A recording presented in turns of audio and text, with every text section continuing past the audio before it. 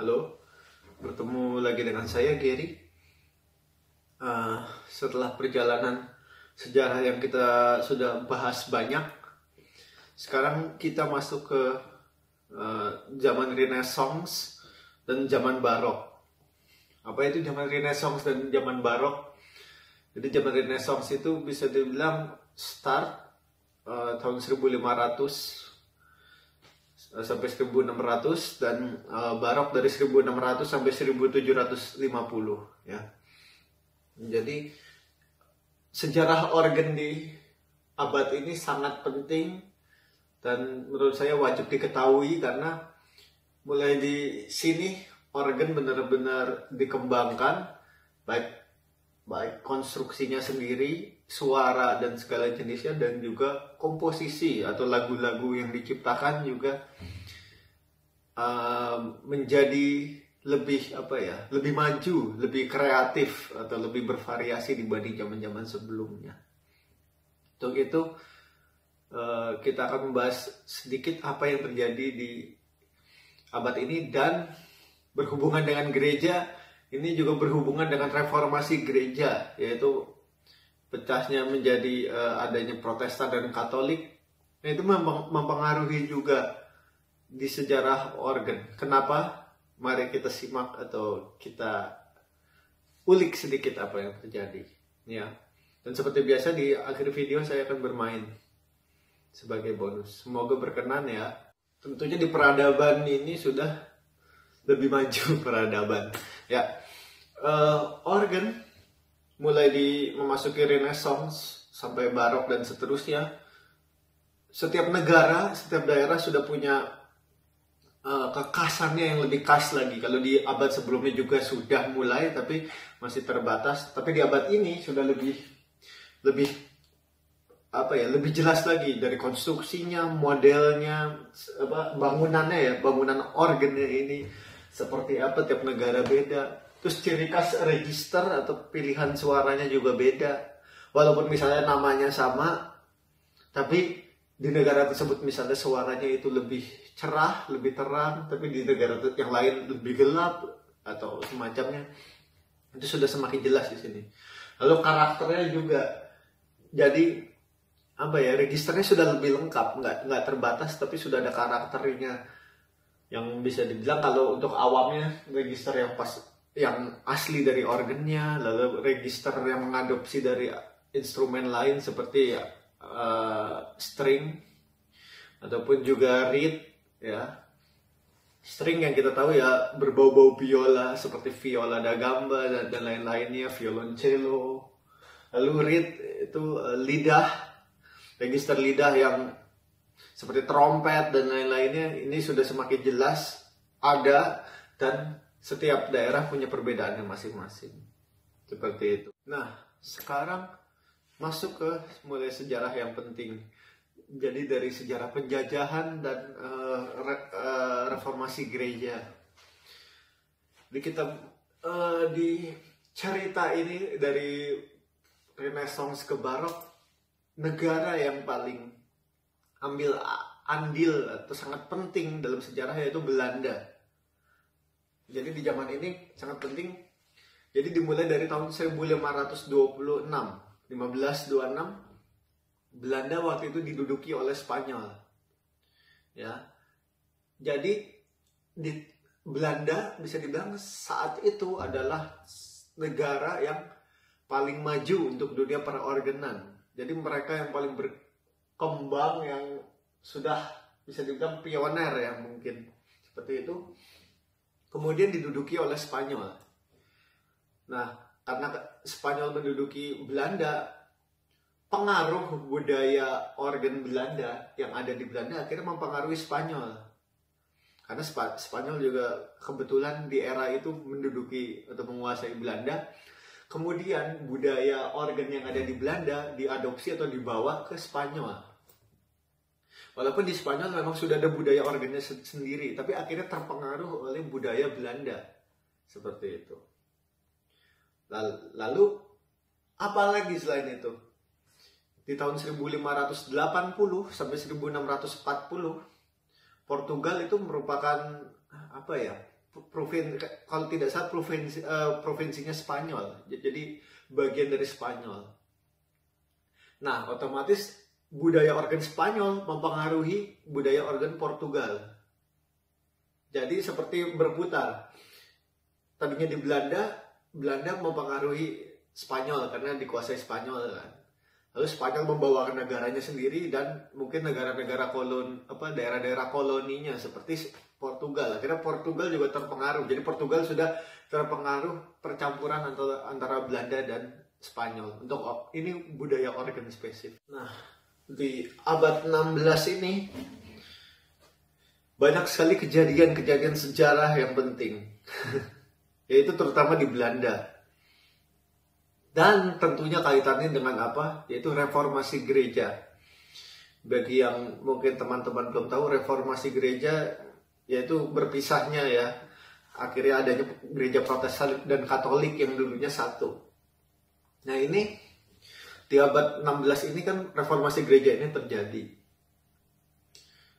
Dan seperti kita tahu, selain Katolik di sisi Protestan ada aliran-aliran banyak seperti Lutheran, Calvinismus, dan lain-lainnya.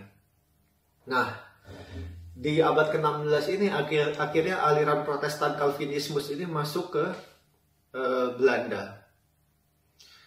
Dan Belanda waktu itu masih diduduki oleh Spanyol. Dan kita tahu Spanyol adalah Katolik yang kuat. Nah, Spanyol yang Katolik menduduki Belanda dan aliran ajaran Calvinismus ini juga akhirnya masuk ke Belanda. Yang akhirnya membuat kisruh, akhirnya membuat pemberontakan dari Belanda sendiri. Calvinismus masuk dan mereka sekaligus menjadi pemberontakan terhadap Spanyol. Ya. Dan Calvinismus awalnya waktu aliran ini tercipta atau terbentuk, setahu saya sangat anti dengan alat musik. Jadi dalam peribadatan waktu itu awalnya mereka hanya akapela, setahu saya hanya akapela. Dan kemudian ini juga sebagai pemberontakan terhadap Spanyol yang dominannya Katolik ya. Jadi Spanyol ini sekaligus pemberontakan terhadap Spanyol. Akhirnya organ-organ dan otomatis gereja Katolik berubah menjadi Protestan, dan organ-organ yang ada di Belanda akhirnya dirusak dan dihancurkan, dibakar dan semacamnya sebagai bentuk pemberontakan atau protes terhadap Spanyol. Nah, mulai di era ini, mulai di fase ini, akhirnya yang Belanda menjadi pioner untuk permusikan, organ juga ya, khususnya untuk organ, tapi permusikan juga. Akhirnya terhenti karena permasalahan itu. Karena masuknya Calvinismus dan pemberontakan terhadap Spanyol akhirnya berpengaruh juga terhadap musik dan organnya. Makanya kalau kita tahu, komponis atau pencipta lagu dari Belanda mulai di era tersebut bisa dibilang mulai nggak ada ya. Mulai jarang terdengar atau tidak banyak yang terkenal gitu. Begitu juga organnya. Akhirnya fase organ, berjayanya organ selesai. Sementara ya, karena Calvinismus waktu itu ajarannya seperti itu. Walaupun akhirnya berkembangnya waktu, Calvinismus akhirnya membolehkan alat musik digunakan, tapi pada awalnya waktu itu belum. Jadi itulah cerita gelapnya budaya organ di Belanda. Nah sekarang setelah apa yang terjadi di Belanda, akhirnya ada positifnya juga, karena bisa membawa pengaruh ke negara-negara tetangganya. Karena apa? Para pembuat organ, atau dalam bahasa Inggris organ builder, atau dalam bahasa Jerman Orgelbauer, kan waktu itu yang sangat berkembang di Belanda. Itu karena Belanda terjadi seperti itu, organ terhenti, dan para pembuat organ ini tentunya merasa masa depannya sudah tidak ada di Belanda. Akhirnya mereka kabur dan tanda kutip pergi ke negara-negara lain, ke negara-negara tetangga, dan khususnya seperti Jerman. Banyak sekali pembuat organ Belanda akhirnya pindah ke Jerman. Nah inilah yang menjadi penanda awal baru juga lagi, yang tadinya dari Belanda akhirnya berpengaruh ke seluruh dunia, termasuk Jerman tentunya. Karena dari saat itu akhirnya tumbuhlah berkembangnya organ-organ pesat, juga sangat pesat perkembangannya di Jerman. Dan selain itu di tengah-tengahnya itu ada sosok penting juga yang seorang komponis terkenal, yaitu Jan Pieterszoon Sweelinck. Dia orang Belanda. Dia dulunya adalah, setahu saya, organis di Katedralnya Amsterdam. Nah, jadi Sweelinck ini masih tetap Katolik tadinya. Jadi beliau merasakan suasananya pergantian dan kisruhnya dari Katolik menjadi Calvinismus, dari Spanyol akhirnya keluar dan hanya ada Belanda.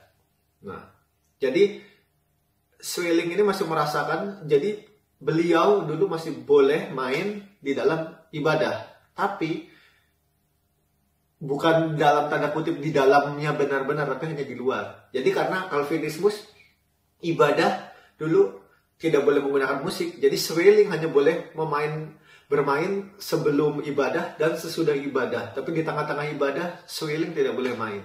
Seperti itu. Nah, tapi beliau inilah yang menjadi penanda peralihan dari zaman Renaissance ke Barok. Jadi dari abad ke-16 masuk ke abad 17 sampai tahun 1750, itu semuanya beliau pionernya. Karena adanya beliau, organis-organis dari Jerman dan negara-negara lain banyak yang dikirim ke Belanda untuk belajar dengan beliau dan kembali lagi ke negaranya masing-masing untuk membawa ilmunya dan berkarya di negaranya masing-masing. Seperti itu. Jadi Sweelinck ini di sejarah organ dan sejarah musik itu sangat penting. Mungkin banyak yang belum mendengar nama beliau. Seperti itu. Mulai memasuki zaman barok ya. Itu sudah berbeda. Jadi kalau kita lihat ini organ zaman sekarang ya, yang versinya kecil. Jadi hanya untuk ruangan kecil, register atau pilihan suaranya terbatas, dan hanya ada 2 tingkat atau 2 manual dan pedal. Dan di zaman barok itu berbeda dari zaman-zaman lain. Karena apa? Jadi bisa dibilang wow atau head-on. Jadi manualnya ini yang 2 banyak, tapi paling banyak normalnya adalah sampai 3 manual, 3 tingkat. Yang 2 ini jarang ada. Walaupun banyak sih sering ditemui, tapi tetap berbanding dengan yang 3 tingkat, jauh lebih banyak yang 3 tingkat. Dan pilihan suaranya ini jauh lebih banyak di barok ya, bukan organ ini bukan organ barok, tapi saya hanya memberikan ilustrasi. Dan di organ zaman barok berbeda konsepnya dengan organ-organ zaman sekarang. Kalau organ zaman sekarang, kalau kita buat manual 1, manual 2 dan pedal, biasanya ada tingkat. Jadi manual pertama ini biasanya lebih keras dan manual keduanya lebih lembut ya. Ada yang juga kebalik, manual pertamanya di atas, manual keduanya di bawah, bisa jadi. Tapi contoh di sini, manual pertamanya yang lebih keras atau yang lebih utama dan manual keduanya lebih kecil, lebih lembut. Tetapi di zaman barok tidak seperti itu. Di zaman barok 3 tingkat dan pedal semuanya punya register yang sama banyak, nggak sama banyak tapi kurang lebih banyaknya sama dan punya kekuatan yang sama. Jadi konsepnya berbeda, tidak seperti organ-organ zaman sekarang. Yang fungsinya yang bawah lebih keras, yang atas lebih lembut, yang pedal apa gitu. Dulu enggak, dulu semua sama kuat. Jadi pilihan registernya banyak dan semua sama kuat. Nggak ada yang lebih lembut atau apa. Mungkin lebih lembut hanya minimalis kedengarannya. Seperti itu. Lalu kalau kita berbicara tentang siapa sih orang terpenting dalam sejarah barok, entah untuk organ atau untuk sejarah musik, yaitu Johann Sebastian Bach. Johann Sebastian Bach lahir di era ini. Ya. Dan Johann Sebastian Bach lah yang menjadi pionirnya kemajuan organ untuk di seluruh dunia sampai sekarang. Nggak cuma organ tapi musik. Dia yang jadi pionir dengan segala teori, segala komposisinya, terutama dalam organ juga pedal solo. Walaupun sebelum Bach juga sudah ada permainan pedal solo dengan kaki yang virtuos ya. Jadi nggak cuma tangan atau kaki cuma pengiring, itu enggak. Zaman Buxtehude juga sudah ada, tapi Bach itu juga bisa dibilang jadi penginspirasinya seluruh dunia mau menciptakan sebuah karya yang luar biasa. Nah, itulah lahirnya di zaman ini Johann Sebastian Bach. Baik untuk organ atau musik, dialah kiblatnya semua orang. Saya akan menunjukkan sedikit, ya ini organ-organ barok yang sangat terkenal dan terutama ada di Jerman ya, karena memang untuk barok paling maju waktu itu adalah sejarahnya di Jerman. Nah, ini saya tunjukkan sedikit beberapa organ contohnya yang masih ada sampai sekarang. Jadi di era-era diciptakan dari tahun 1700 sekian atau entah ya, pokoknya di mulai start zaman barok, tapi masih berdiri sampai sekarang, masih digunakan, masih dimainkan, dan awet asal dirawat. Saya pun juga pernah main salah satunya, yaitu di Ettenheim, Münster. Lalu juga masih ada yang lainnya. Ini saya tunjukkan biar kita pada gambaran, kita lihat di luar negeri, entah di gereja atau di tempat konser, kita punya organ yang sangat besar, megah, dan itu menjadi lambangnya, terutama di gereja itu menjadi lambang gereja. Sayangnya di Indonesia belum, mungkin suatu saat akan, tapi saya juga nggak tahu. Jadi buat kita lihat, dan ini ratusan tahun awet, asal saya yang bilang, seperti yang saya selalu bilang, dirawat. Lihat, makanya sangat indah. Saya kalau di luar negeri, di Eropa atau dimanapun, datang masuk gereja, saya selalu terkagum-kagum gitu lihat organnya. Seperti hiburan sendiri buat saya. Seperti itu. Seperti biasa memang sejarah sangat panjang. Tapi kita tutup dulu yang kali ini, dan saya sudah memberi gambaran sedikit apa yang terjadi di dunia perorganan di zaman Renaissance dan Barok, dan apa juga pengaruh reformasi gereja terhadap budaya organ di dunia, terutama di Belanda startnya seperti itu.